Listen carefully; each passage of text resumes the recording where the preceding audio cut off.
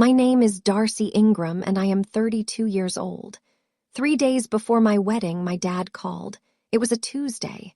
I was in my workshop trimming roses for the centerpieces, soil under my nails, playlist on low, and the caller ID said, "Dad," so I picked up with my elbow because my hands were wet.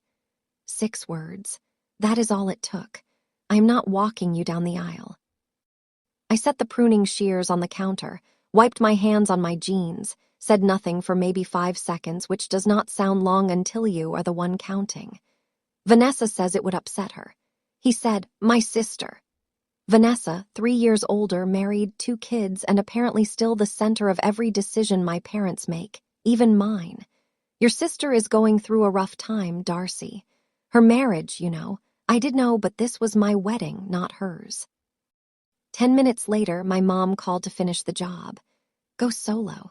Stop making drama. Lots of modern brides walk alone. She said it like she was reading a brochure.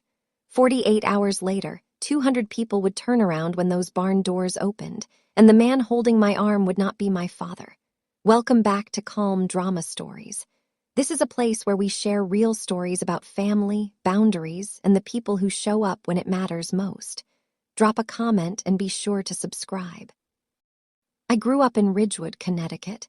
White clapboard houses, leaf blowers on Saturdays, the kind of town where everyone knows your mailbox but not your middle name. Vanessa was the bright one. Straight A's, debate team captain. Piano wrestles where my parents sat front row with the camera. My dad introduced her at neighborhood cookouts the same way every time. This is Vanessa. She is going to be a lawyer. He said it like it had already happened. I was the one who came home with dirt on my knees. I built a greenhouse in the backyard when I was 14. Scrap wood from a neighbor's renovation. Plastic sheeting from the hardware store. A hinge I pulled off an old cabinet. It stood 7 ft tall and it was not pretty, but it grew tomatoes the size of my fist by August. That year, my school's science fair fell on the same Saturday as Vanessa's regional spelling bee. I entered my greenhouse tomatoes, heirloom seeds, controlled soil pH, growth journal with daily photos. I won first place. Blue ribbon pinned to my poster board by the time my dad walked in. He walked in 40 minutes late. The judges were already stacking chairs. "Sorry, kiddo, Vanessa's event ran long." He glanced at the ribbon, nodded, said, "Good job." The way you say it to a stranger's kid at a checkout line. Then he checked his phone. That greenhouse stayed in the backyard for 9 years. I repaired the hinge twice, replaced the sheeting once. My mom called it an eyesore. My dad called it nothing. He never mentioned it again. But it kept growing tomatoes every summer, whether anyone noticed or not. My high school graduation was on a Thursday in June. That same week, Vanessa got her acceptance letter to Columbia's MBA program. My parents decided to combine the celebrations into one dinner at Restore Luca downtown. 3 speeches were given.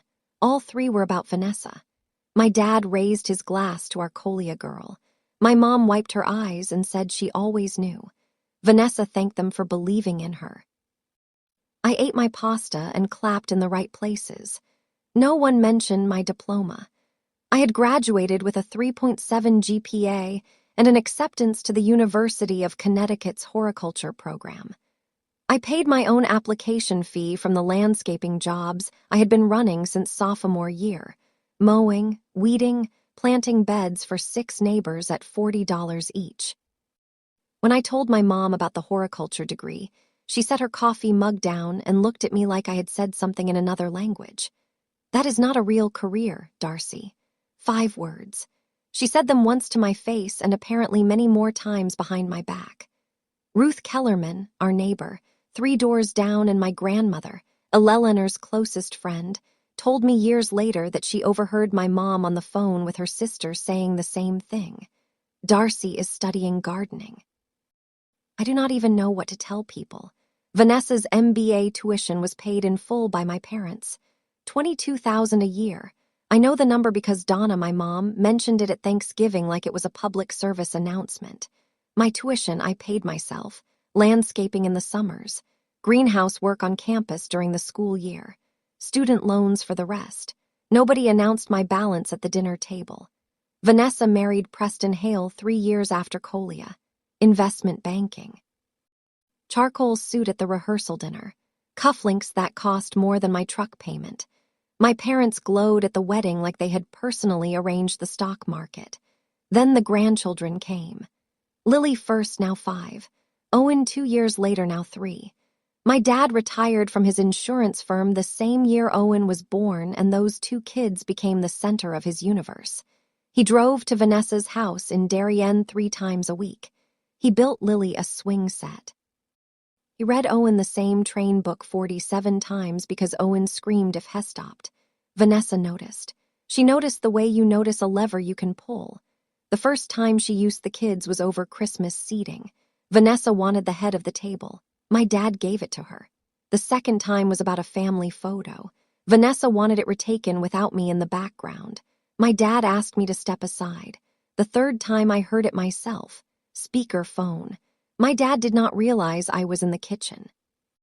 If you walk her, I will not bring the kids to Christmas. My dad paused. I could hear High's breathing through the phone. Then Vanessa's voice calm and practiced. I mean it, Dad. It is too much for me right now. You know what I am going through. My dad said, okay, Nessa, okay. My mom walked into the kitchen 30 seconds later, saw my face. She knew I had heard.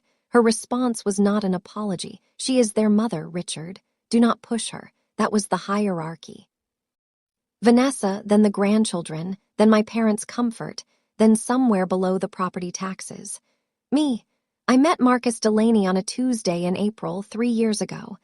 I was planting a rain garden for the county drainage project along Route 12. He was the structural engineer building the bridge 60 yards upstream. We both showed up at 6:30 in the morning. We both drank black coffee from thermoses. He saw me hauling a bald root system out of my truck bed and walked over without being asked. Need a hand? I have got it. I know, but my coffee is done and I am bored. That was the first sentence Marcus ever said to me that was not about drainage grades. Our first date was a nursery tour and then tacos from a truck in the parking lot. He had dirt on his boots. I had dirt on mine. It was the most natural evening of my life. He introduced me to his dad 2 weeks later. Frank Delaney, 63, retired carpenter. Hands like leather gloves someone left in the sun too long. He lived alone in the same house he had built with Marcus's mom, who died of pancreatic cancer 8 years earlier. There was a workshop in the back with sawdust on every surface and a radio tuned to a classic rock station that I am not sure he ever turned off. Frank called me kiddo by week 3. By month 2, he had built me a bookshelf for my workshop.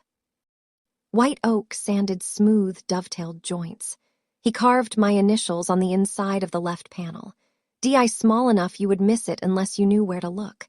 I run my fingers over those letters every morning when I open the shop. You got dirt under your nails, he said the first time he visited my greenhouse. Good. Means you built something today. Nobody in my family had ever said that to me. Marcus proposed in the botanical garden I designed for the Ridgewood Public Library. It was an October evening, and the Japanese maples were turning that deep burgundy that makes people stop their cars. He got down on one knee next to the stone bench I had set into the path 2 summers earlier. I said yes before he finished the question. That night I called my parents. My dad picked up on the 4th ring. I told him. There was silence for about 3 seconds. Then congratulations. Not I am happy for you, not tell me everything. Just the word you say when a coworker announces their promotion. My mom took the phone. Is he from a good family? She did not ask if I was happy. She did not ask about the ring or the garden or the evening. She asked about his family the way she might ask about his credit score. He is, I said. His dad is a carpenter. Silence again. The kind where someone is choosing not to say what they are thinking. I sent Thuding invitation by hand. I designed it myself. Botanical illustrations along the border. Pressed fern on the inside flap. I drove it to their house and left it in the mailbox because I did not want to watch them open it. I also asked my dad to walk me down the aisle. He said yes quickly, almost reflexively, like someone agreeing to hold a door. Marcus said what he always says when I give my parents a chance they have not earned. He put his hand on my knee and looked at me with those steady brown eyes. "You know who they are, Dar. I know, but I want to give them one more chance. He nodded. He never tells me what to do with my family. He just makes sure I have somewhere soft to land afterward. The call came on a Tuesday evening, 3 days before the wedding. I was in the workshop trimming the last roses for the centerpieces. 14 arrangements, each one hand-tied.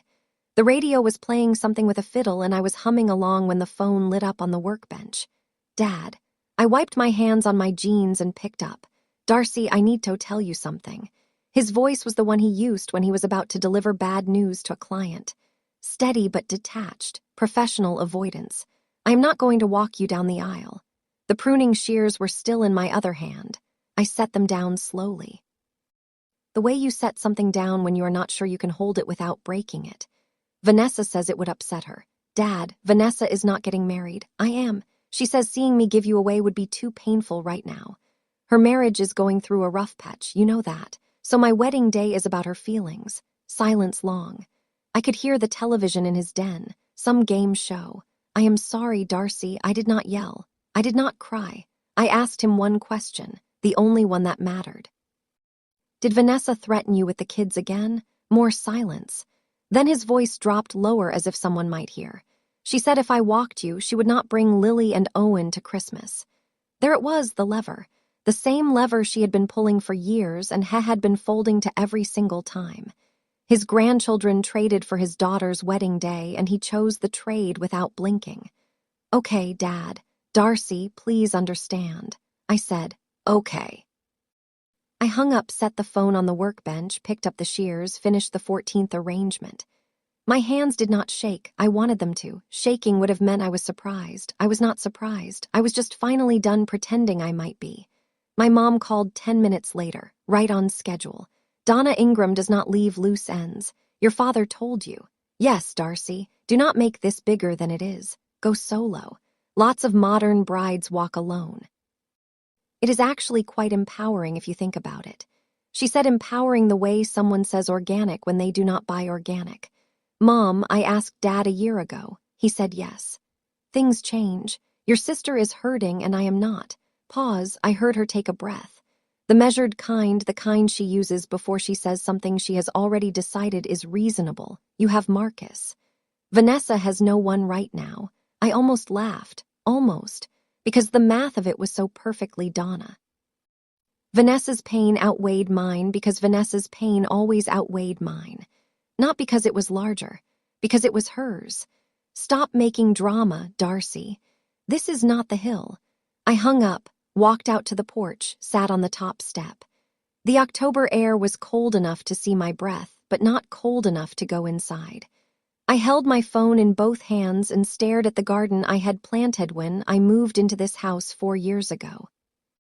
Hydrangeas along the fence, lavender by the walkway, a dogwood I put in the first spring that was now taller than me. Marcus found me 20 minutes later. No tears, just sitting, holding the phone like it was something I was not sure I wanted to keep. He sat down next to me, did not ask what happened, did not say, I told you so. Just put his arm around my shoulder and waited. After a while, I stood up, walked through the workshop, stopped at the oak bookshelf Frank built me, ran my fingers along the inside panel, found the carved letters, D.I., traced them twice. Then I went to bed, Wednesday morning, 2 days before the wedding. Marcus made eggs, scrambled the way I like them, with chives from the windowsill pot he keeps alive for me because I somehow managed to overwater indoor plants. While running a professional landscaping business. He set the plate down, sat across from me, waited. My dad is not walking me. I heard you on the phone. He poured coffee. What do y'all want to do? Not I will fix this. Not let me call them. Just what do you want to do? That is Marcus. He does not rescue. He stands next to you and hands you the thing you need. I do not want to walk alone. Then you will not. He took a sip, set the mug down, looked at me the way he looks at a structural plan, calm, focused, already 3 steps ahead. Dad has been practicing his tie knot since the engagement. I watched him YouTube it twice last Sunday. I smiled. First one in 12 hours. I cannot ask Frank to do that. It is too much. Dar, that man built you a bookshelf he did not have to build. He drives 40 minutes to your shop on Saturdays to fix hinges you did not ask him to fix. He set a place for you at Sunday dinner 2 months after we started dating and has not removed it since. I stared at my eggs. He has been waiting. Marcus said he just did not want to overstep. The thought of it made something crack open in my chest. Not pain, something warmer. The realization that the person I needed had been there for 3 years, sanding wood in his garage, calling me kiddo, showing up for every single thing my own father had skipped. Okay, I said. I will ask him today. Jeanette called an hour later. My best friend, maid of honor, the kind of woman who tells you your hair looks terrible before a date and then fixes it in 90 seconds. She had run into Vanessa at the salon in Darien that morning. Same colorist, apparently. Small towns have long arms. Your sister was there, Jeanette said. And she was not subtle. What did she say? She was telling the colorist about your wedding, how stressful it is, how it is making everything about Darcy again. I closed my eyes. Again, her word. She said, and I am quoting, Darcy always gets the attention now. Ever since she started that garden business, it is like the rest of us do not exist. I almost dropped the phone. Darcy always gets the attention. Me, the one who won a science fair to an empty chair. The one whose graduation dinner became a Columbia acceptance party. The one whose career was publicly labeled not real by her own mother. She also said, and I wish I were making this up, her little garden business is not even real work. There it was, the same sentence. Donna's words in Vanessa's mouth passed down like a family recipe nobody asked for. Jeanette's voice softened. She is not upset about the wedding, Dar. She is jealous. You have Marcus. You have your business. You have a life that does not need her to validate it, and she cannot stand it. I sat with that for a minute. Jeanette is right about most things, and she was right about this. Vanessa did not want my dad to walk me because it would hurt her. She wanted him to stay home because my happiness was something she could not control, and controlling the aisle walk was the closest she could get. I should tell you about Thanksgiving.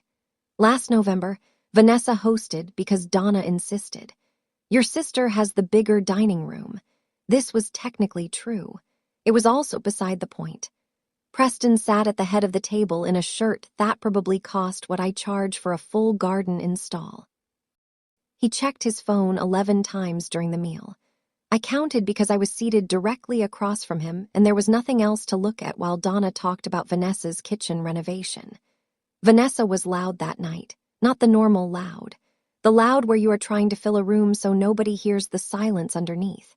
She laughed at things that were not funny. She refilled glasses that were still half full. She touched Preston's arm twice, and he did not react either time. Then Lily said it. She was 5. She had mashed potatoes on her chin, and she said it the way 5-year-olds say everything clearly and without knowing what it means. Why does Daddy sleep in the office? The table went quiet. Preston looked up from his phone. Vanessa's face did something I had never seen before. It folded, not anger, not embarrassment. Something underneath both of those. My dad cleared his throat and asked Owen if he wanted more bread, but I saw Vanessa's hands. They shook when she poured the wine. Small tremor, 2 seconds.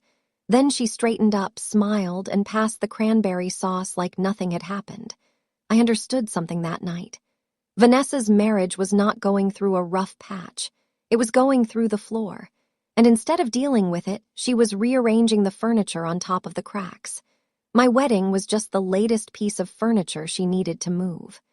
Wednesday morning, 2 days before the wedding, I drove to Frank's house. He lives on a deadened road off Route 9 in a town called Chester. The house is brown shingled. Single-story with a porch he rebuilt in 2019, and a garage that smells like linseed oil and cedar. The radio in his workshop plays classic rock at a volume that suggests he believes Led Zeppelin should be experienced as a background presence in all human activities. He was sanding a rocking chair when I pulled in. Teak beautiful grain. He was in his work apron, the one with sawdust permanently embedded in the fabric like a second texture. I stood at the garage door for a full 10 seconds before he looked up. Hey, kiddo. He blew dust off the armrest. Coffee is on inside. Frank. He must have heard something in my voice because he set the sandpaper down immediately, turned to face me, wiped his hands on the apron. My dad backed out of walking me down the aisle. He did not say, "I am sorry." He did not ask why. He did not shake his head or offer an opinion about my father or my family or the situation. He just looked at me with those steady gray eyes, the same eyes Marcus has, and said 5 words. "When do you need me?" That is the sentence. That is the whole thing. No hesitation. No, are you sure? No, let me think about it. The man was sanding a chair, and the next breath he took was offering to walk me into my future like it was already on his calendar. Saturday, 1:00. I will be there at noon.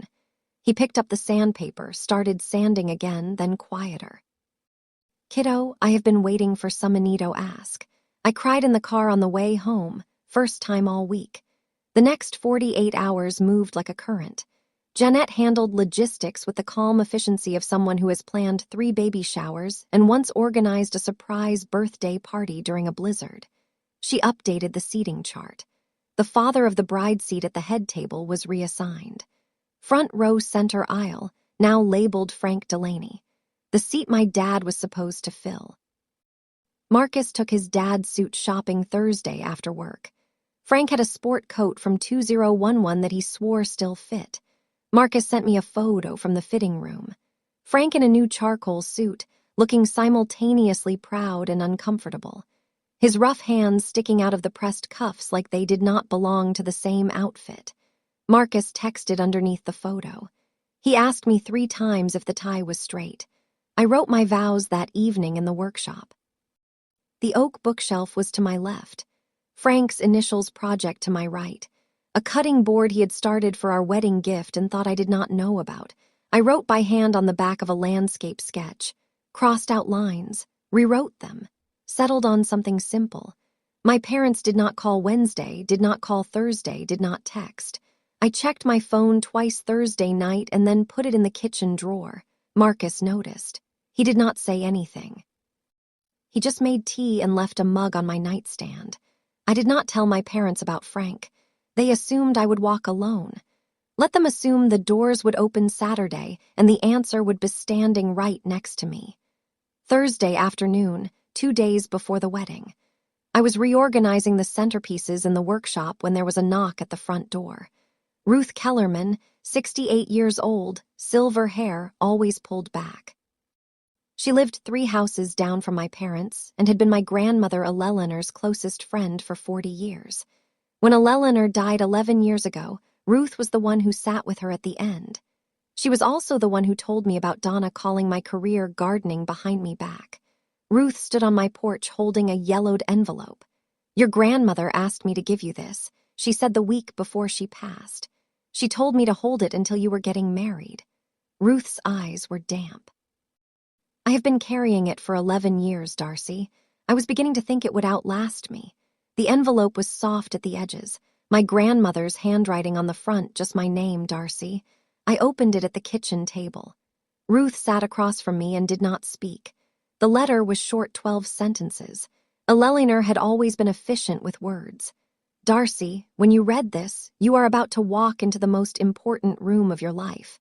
I wish I could be there. I wish I could tell your mother to sit down and let you shine.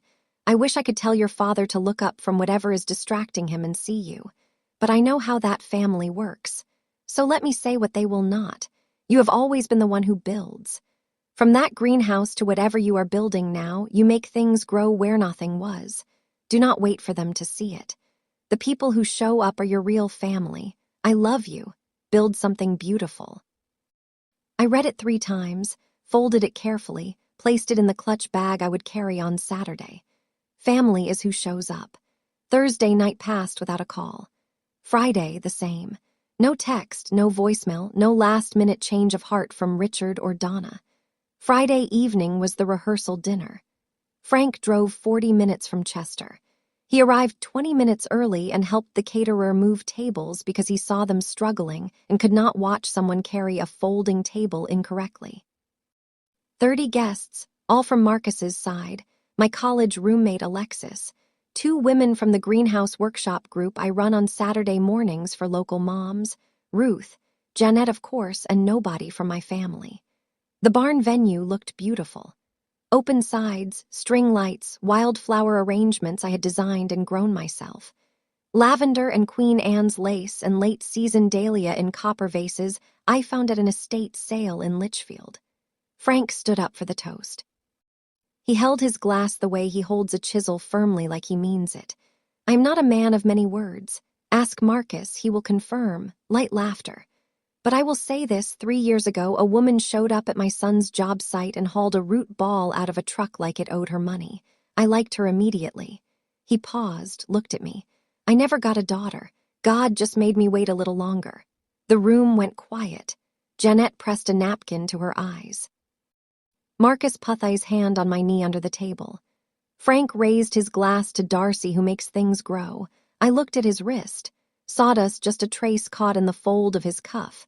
He had come straight from the workshop. He always came straight from the workshop. That was Friday. Saturday was the wedding.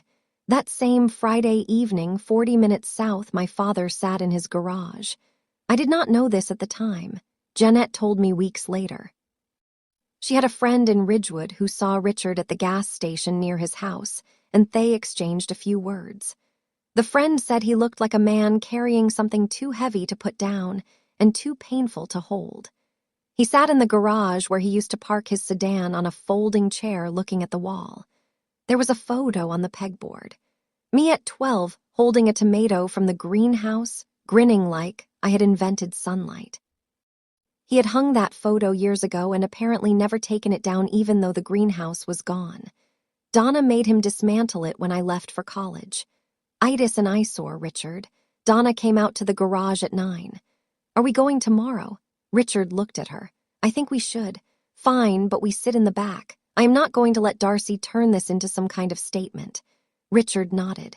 He opened his phone, typed a message to me. I am proud of you, Darcy. He stared at the screen for a long time. Read it back. Then deleted every word, locked the phone, and went inside. I did not know about the message until much later, but I think about it sometimes, not with sadness, more with a kind of tired understanding. My father is not a cruel man, he is a weak one. And weakness, when it sits in the same house as control, becomes cruelty by default. He went to bed without sending anything. Friday evening, 9:45. My phone buzzed. Vanessa, I heard you are not walking alone. Who is walking you? I looked at the screen, put the phone face down, did not reply. 11 minutes later, Jeanette forwarded me a screenshot. Vanessa had texted her. Do you know who is walking Darcy tomorrow? She will not answer me. Jeanette's response was a single period, nothing else. I loved her for that. Vanessa called my dad next. I know because Richard texted Marcus, not me, Marcus. At 10:15, Marcus showed me the message. Vanessa is upset. She thinks Darcy is bringing someone to walk her to embarrass us. Maybe we should not go. Marcus typed a response and then deleted it, typed another one, deleted that too. Then he set the phone down and looked at me. Your dad just asked if we are trying to embarrass them at my own wedding. That is what he said. I took a breath, held it, let it go. Donna called Richard back. I found this out later from Ruth, who had contacts I will never fully understand. Donna told Richard they were going. I will not give her the satisfaction of saying we were not there. Classic Donna. Attendance as a strategic position, not an act of love. Then Vanessa's final text of the night to my dad, forwarded later by the same Ruth network. If you are going, then I am coming too. So that was the setup. Saturday morning, a wedding, 200 guests, a carpenter in a charcoal suit, and 3 uninvited spectators in the back row who still thought the day was about them. Saturday. I woke at 5:15. The house was dark. Marcus had slept at Frank's. Tradition, he said, though I suspect it was mostly so. Frank would not pace the kitchen alone all night. I made coffee, sat on the porch. The garden was still in that early morning fog where everything looks like a watercolor someone left out in the rain. The hydrangeas along the fence were fading.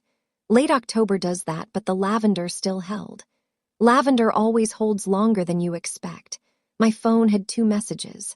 Frank, ready when you are, kiddo. Tie is straight. I checked 4 times. Marcus, see you at the end of the aisle. I will be the one who cannot stop smiling.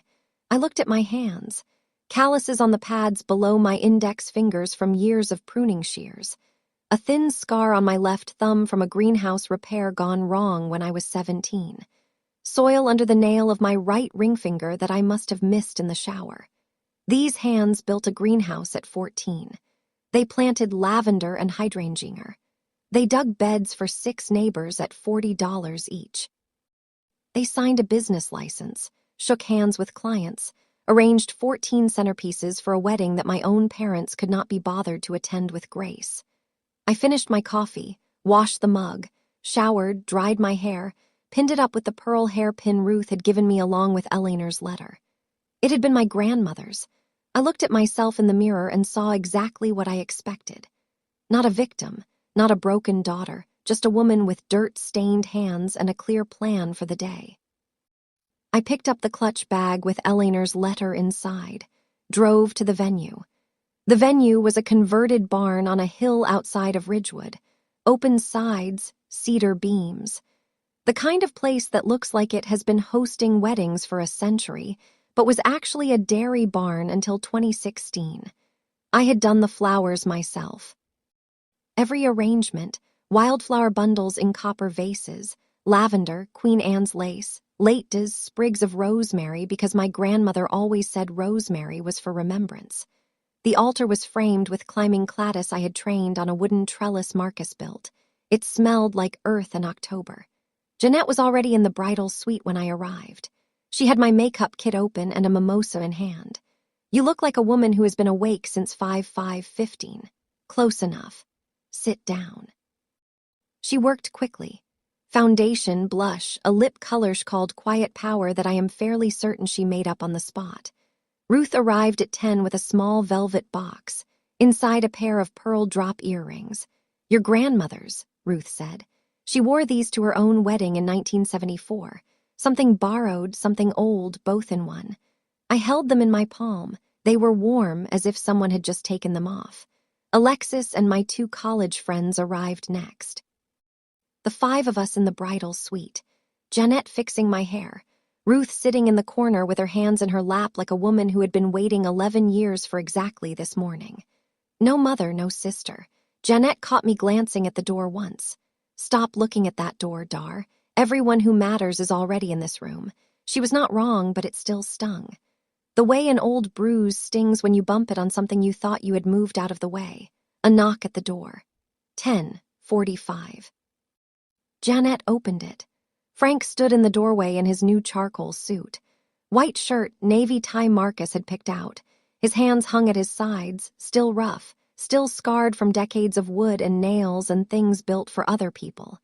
He saw me in my dress and stopped. For a man who spends his life measuring cuts to the 16th of an inch, Frank is remarkably imprecise with his emotions. His eyes filled immediately, his jaw tightened. He blinked twice hard and then said, "Oh, kiddo, do not cry, Frank. I just got my mascara on. I am not crying. Sawdust gets everywhere." Jeanette laughed from across the room. Ruth smiled. He reached into his jacket pocket and pulled out a small wooden box, walnut hand finished. Inside was a binder, dried oak leaves, baby's breath wrapped in twine. Made it this morning. Figured flowers from a store would not feel right for you. I pinned it to his lapel. The oak leaves were from his workshop. Same white oak as the bookshelf. Same wood that had been part of my life for 3 years built into the walls of my daily routine. "You look beautiful," he said. Then he corrected himself. "No, you look strong." Nobody had ever said that to me on a day when I was supposed to look beautiful, and it was exactly the right word. He took a seat in the corner next to Ruth. The 2 of them sat there quietly. A 63-year-old carpenter and a 68-year-old retired teacher, like the most unlikely security detail in wedding history, waiting for the doors to open. At noon, I peeked through the curtain at the side of the barn. Marcus's side was full. Aunts, uncles, cousins, friends from his engineering firm. His cousin brought Adodler, who was already asleep. His college roommate was adjusting a bow tie that looked borrowed. My side was smaller but not empty. Ruth's seat was reserved up front. Alexis and the college girls were there. 7 women from my greenhouse workshop, the Saturday morning group where I teach local moms how to start vegetable gardens. 3 landscaping clients who had become friends over the years. My accountant Gloria, who once told me my quarterly taxes made her proud. And then I saw the back row. Far right, 3 figures. Richard in a dark suit looking at his shoes. Donna sitting rigid with her purse on her lap like a shield. Vanessa in a dress that was slightly too formal for an outdoor barn wedding, scanning the room with the expression of someone cataloging exits. They came. My stomach dropped, not because I was afraid, because for one stupid reflexive second, my heart said, maybe they are here to make it right. Then I watched Donna lean over and whisper something to Richard, and he nodded without looking up, and I knew they were not here for me. They were here so they could say they were here. Attendance as alibi. I let the curtain fall, turned back to the room. Jeanette was adjusting her bouquet. Frank was brushing something off his sleeve. Ruth was reading Aliner's letter one more time. I had shown it to her that morning, and she had cried quietly for 3 minutes. The coordinator stepped in. 15 minutes. The music started at 1:00 sharp. A string quartet Marcus had found through a friend. They played something soft and ascending. I do not know the name, but it sounded like sunlight moving through trees. The bridesmaids walked first, Alexis, then Sarah, then Jeanette last. Jeanette paused at the door and looked back at me. WKED. Then she stepped through and the aisle swallowed her in white light. Silence. The brief held breath kind where 200 people go still at once and the only sound is the wind through the open sides of the barn. The coordinator touched my arm. Ready? I opened the clutch bag, took out Aliner's letter, read one line, the last one. The people who show up are your real family. I folded it, put it back, closed the clasp. Frank stepped beside me. He offered his arm. His sleeve was crisp, but his hand was the same. Rough, warm, calloused from 40 years of building things for people he loved. I placed my hand on his forearm and felt the steadiness of a man who does not shake. You good? He asked. I am good. Then let us go show them what showing up looks like. The barn doors swung open. Light flooded in. October sun, low and gold, catching the dust moays in the air like someone had scattered glitter by hand. 200 heads turned. And there we were, Frank Delaney and Darcy Ingram, a carpenter and a gardener. Neither one of us related by blood, both of us exactly where we were supposed to be. I felt his hand cover mine on his arm. Steady, warm. The rough grain of decades of work pressed against my skin. He took the first step and I matched it. We walked. I did not look at the back row. I did not need to. I looked straight ahead where Marcus stood at the end of the aisle with wet eyes and a grin that said everything his words would say later. This was my wedding day, and I was not walking alone. The doors were open. 200 people saw, and the man holding my arm was not my father by blood. He was my father by choice. If you have ever found family outside of blood, someone who showed up when the people who should have did not, hit subscribe and stay with me because what happened next is a moment I will carry forever. The aisle was 60 ft long. I know because I measured it myself during the venue walkthrough in August. 60 ft of reclaimed oak planks. The irony of walking on oak toward a future given to me by a man who built with it was not lost on me, though I did not think about it at the time. At the time I was counting Frank's steps, left, right, left, slow and steady. The same rhythm he uses when he planes a board. Measured, intentional. The kind of pace that says I have done this before in my bones even if I have not. The gasps started about 10 steps in. Not loud, just the small involuntary sounds people make when they are putting together a story in real time. Guests who knew Jeanette's friends, the greenhouse workshop moms, Gloria, my accountant. They smiled and pressed tissues to their eyes. Guests who did not know looked at Frank and then scanned the room for someone who looked like a father of the bride and found a man in the back row who would not meet anyone's eyes. I did not look at Richard. I want to be clear about that. I did not turn my head, did not search for his face, did not give him the satisfaction of a glance or the cruelty of a pointed one. I looked at Ruth, who was dabbing her eyes in the front row, at Jeanette, standing at the altar, hand over her mouth, at the greenhouse workshop moms, 3 of whom were openly weeping. Then I looked at Marcus. He stood at the end of the aisle, hands at his sides, eyes full. He nodded once at Frank, not a greeting, but a thank you. The kind of nod men exchanged when words would take too long. And the moment is already perfect. In the back row, I am told Richard half stood, caught himself on the pew, sat back down. Donna grabbed his arm. Vanessa stared straight ahead with an expression that Ruth later described as a woman watching a door close that she cannot reopen. We reached the altar. The officiant smiled. She was a woman named Reverend Keene, short, gray-haired. The kind of voice that makes you feel licky-everything will be fine even when it will not. Who gives this woman in marriage? Frank cleared his throat. He is not a man who speaks to crowds. He builds for them, fixes things for them, feeds them Sunday roast, and sends them home with leftovers. But he does not address them. Today he did. Her family does. A pause, then quieter, like he was saying it to me rather than the room. All of us who showed up. The room exhaled. I heard a soft sob from the front row. Ruth. Janette's mascara was already done. Gloria was using her program as a fan and a tissue simultaneously. Frank turned to me, took both my hands, squeezed once. His grip was the same grip that shaped the bookshelf, the cutting board, the binder, the same hands. Go get married, kiddo.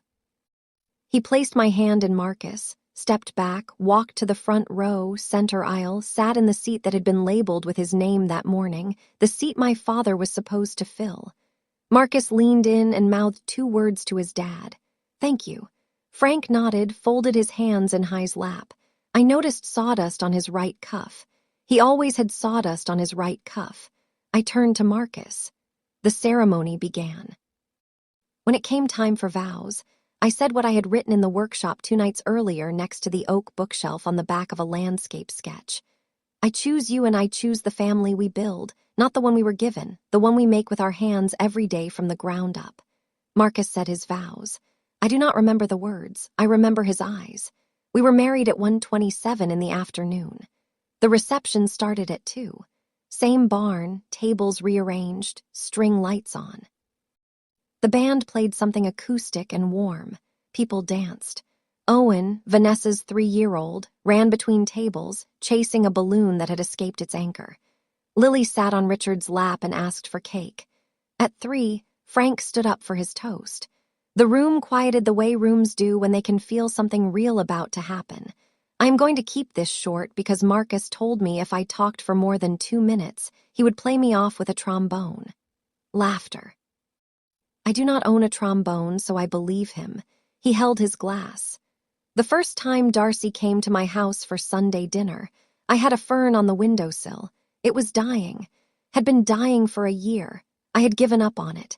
She walked in, looked at it, and within 10 minutes she had repotted it, moved it to a different window, and told me I was overwatering. He looked at me. I knew then any woman who saves a dying plant without being asked is also the kind off woman who will save a dying old man from eating alone every Sunday. Silence. Then the room broke open. Applause. Tears. Janette stood up and clapped until her palms were red. People started talking after the toast. Not to me directly, but around me. The way you talk at events when you want the person to overhear. She designed the garden at Ridgewood Library. You know, her company does the courthouse grounds. Have you seen them in spring? She runs a free workshop for moms every Saturday. My work speaking for itself. In a room full of people who came because they chose to, while my own family sat at a corner table and said nothing. Richard found me at the dessert table. I was cutting into the lemon cake. My choice, not Donna's, when I felt someone step too close on my left side. I knew it was him before I turned.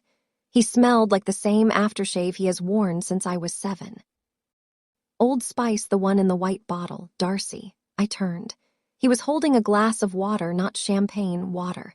His eyes were red at the edge end, his jaw was doing the thing it does when he is trying not to say something that might come out wrong.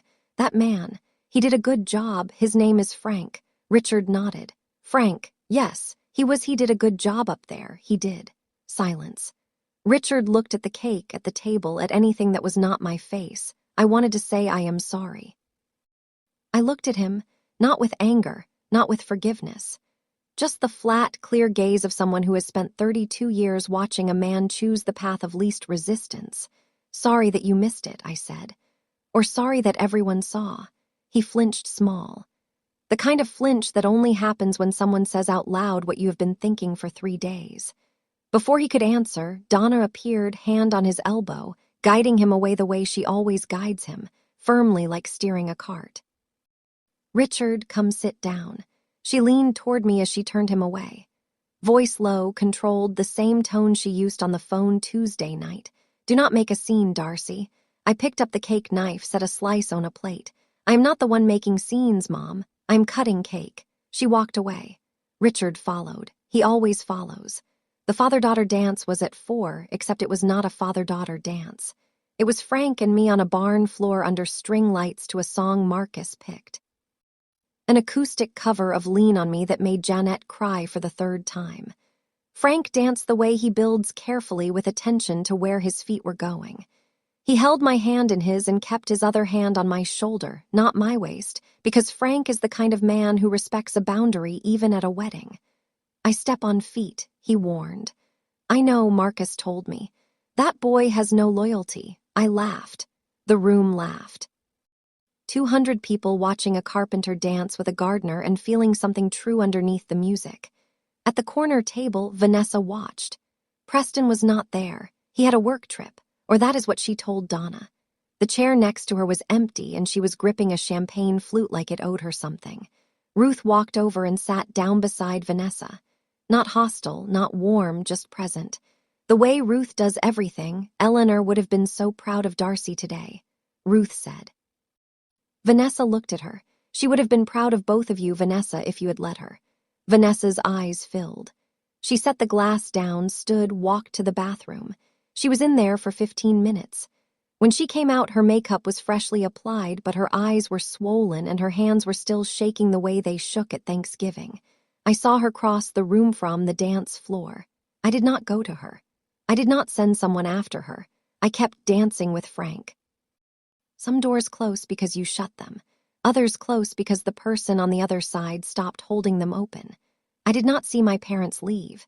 Jeanette told me later they slipped out around 5 between the cake cutting and the bouquet toss. The way you leave a party you were never really at. The drive home for Richard and Donna was 40 minutes. Ruth heard from a neighbor who heard from Donna's sister that neither of them spoke for the first 20. Then Richard said something. That man built her a bookshelf. Donna looked at him. What, in her workshop? Oak with her initials carved inside. Donna stared at the road. When was the last time we built her anything, Donna? No answer. The road between Ridgewood and their house runs along the reservoir. Flat water, dark trees, the kind of drive that gives you too much time to think. She did not even look at me. Richard said when she walked down the aisle. She did not look. She was looking at Marcus. She was looking at everyone except me, and she was right, too. Donna said nothing. Richard pulled into the driveway. Donna went inside. Richard sat in the car. The garage light was still on from Friday night. The photo of 12-year-old Darcy with the tomato was still on the pegboard. The greenhouse was gone. Donna made him take it down years ago. But the soil marks where it stood were still faintly visible in the lawn, even in the dark. Some things leave outlines even after they are removed. Richard checked his phone. No message from Darcy. No message coming. The wedding was over. His daughter was married. A carpenter had done what he was supposed to do. And the seat labeled Frank Delaney at the front of the church was the loudest statement anyone made all day. Without saying a word, he went inside and closed the door. Monday morning, 2 days after the wedding, I opened the workshop at 7. Same as always, new order on the desk. Landscape design for the children's wing garden at Ridgewood Memorial Hospital. 12,200 square FT. Sensory plants for kids in recovery. Texture gardens. Things you can touch and smell and hold. Marcus brought coffee at 8. Black chives on the windowsill still alive. Frank came by at 9 with a cutting board he had been working on for weeks. Cherrywood inlaid walnut stripe down the center. For the newlyweds, he said, as if he had not walked me down the aisle 48 hours ago, as if it was just another Saturday. I set it on the counter next to the bookshelf he built 3 years ago. Same man, same hands, same showing up without being asked. My phone buzzed at noon. One text from Richard. "Can we talk?" I read it. Set the phone face down on the drafting table. Opened the hospital garden plans. Started sketching the sensory path. Rosemary for memory. Lavender for calm. Mint for energy. Plants that give you something just by being near them. The greenhouse I built at 14 was 7 ft tall and grew tomatoes for one family. This one would be 12,200 square feet and grow healing for children who needed it. I picked up my pencil, drew the first line of the path, then the second, then the border beds, then the entrance arch. Outside, the October light moved through my workshop window and caught the carved letters on the inside of the bookshelf. DI small enough to miss, deep enough to last. I did not answer the text. I had work to do. 2 weeks after the wedding, Vanessa called. I was on a job site, the hospital garden, measuring drainage grades when her name appeared on my screen. I almost let it go to voicemail. Almost. But something in me, some remnant of Thegirl who repaired the greenhouse hinge twice because she believed things could be fixed, made me answer. Darcy, I am here. Silence long enough that I checked to see if the call dropped. Preston left. I set down my measuring tape. He moved out last week, took his things while I was at the grocery store, left a note on the counter. I waited. Vanessa's breathing was uneven. Not crying, trying not to cry. I just thought you should know. Okay. Another pause. Then her voice broke. Not dramatically, not the way Shep performs for my parents, but quietly like a crack in a wall that has been spreading for years and finally reached the surface. I thought if I could keep Mom and Dad focused on me, it would fill the gap. Preston was not there. The kids were not enough. I needed to be the center of something. And my wedding was in the way. Your happiness was in the way. I let that sit. I did not comfort her. I did not attack her. I stood on a construction site with dirt on my boots and held the phone and listened to my sister finally say the thing she had been hiding behind manipulation for 3 years. Vanessa, I hope you find what you need. I mean that. But I am not your emotional cushion anymore. I cannot be the thing you lean on while you push me down. She cried quietly. I let her. Then I said goodbye and went back to measuring. A letter arrived the following week. Handwritten. My father's handwriting, small, tilted, the penmanship of a man who learned to write in a school that still used fountain pens. Not a text, not a call, a letter mailed with a stamp, postmarked Ridgewood. I opened it in the workshop alone, standing next to the bookshelf. Darcy, I should have walked you down that aisle. I knew it when Vanessa asked me not to. And I knew it when your mother told me it would be fine.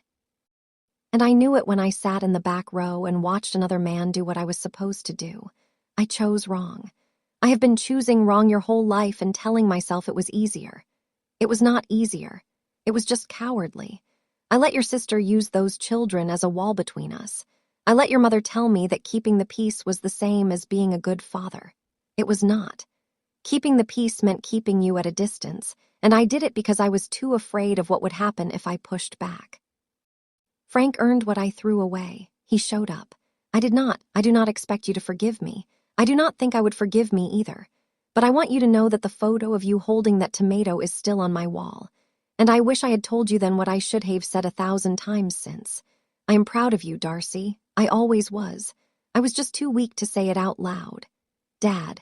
I read it twice, folded it, placed it in the desk drawer next to Aliner's letter. 2 letters, 2 very different weights. I did not reply. I used to think family was the people you were born to, the ones who shared your blood, your name, your dinner table. I do not think that anymore. Family is the man who drives 40 minutes to your workshop on a Saturday to fix a hinge you did not ask him to fix. Family is a letter in a yellowed envelope from a woman who has been gone 11 years. Family is who shows up. That is my story. 3 days of silence. 1 letter from a grandmother and a carpenter who said yes before I finished asking. If this reminded you that family is a choice, not an obligation, share it with someone who needs to hear it. Thank you for being here. See you in the next.